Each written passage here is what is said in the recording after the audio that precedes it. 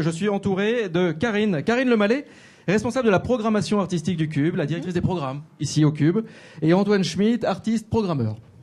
Je vais commencer tout de suite par Karine pour ce premier face-à-face. Karine, depuis 10 ans, vous avez programmé plus de 1000 artistes, plus de 600 événements numériques au Cube. C'est quand même, ça commence à prendre forme. Ça veut dire que la scène numérique a considérablement évolué en 10 ans. Vous avez été témoin de ça. Est-ce que vous pouvez nous en dire un mot ?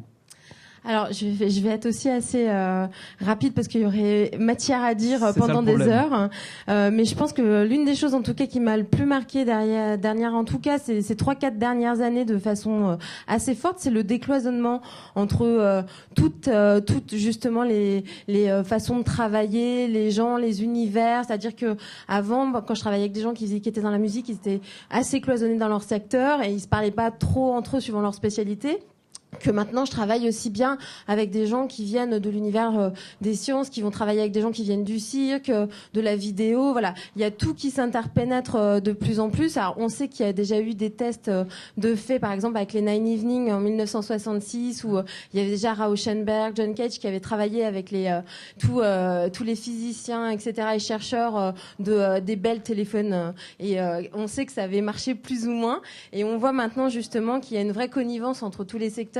Et j'espère aussi que on va être témoin justement de plein de nouvelles innovations. Voilà, de plein de nouvelles innovations encore. Et je pense qu'on aura encore plein de choses magnifiques à montrer. Vous nous les raconterez pour les 20 ans. On espère bien. Antoine, actuellement vous présentez une œuvre ici au Cube, Le Pixel Noir.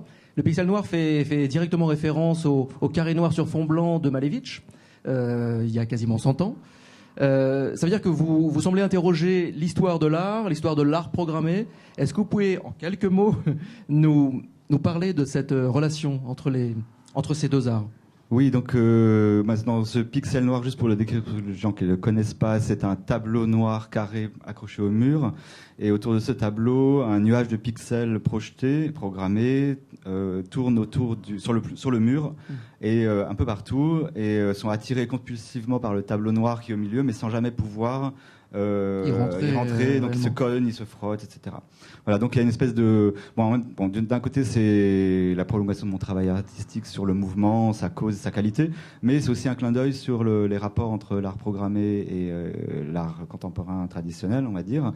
En effet, parce que c'est des rapports un peu complexes au sens où c'est l'art programmé, l'art numérique, c'est un matériau tout neuf, très technique encore, qui commence à l'être de moins en moins dans les pratiques artistiques.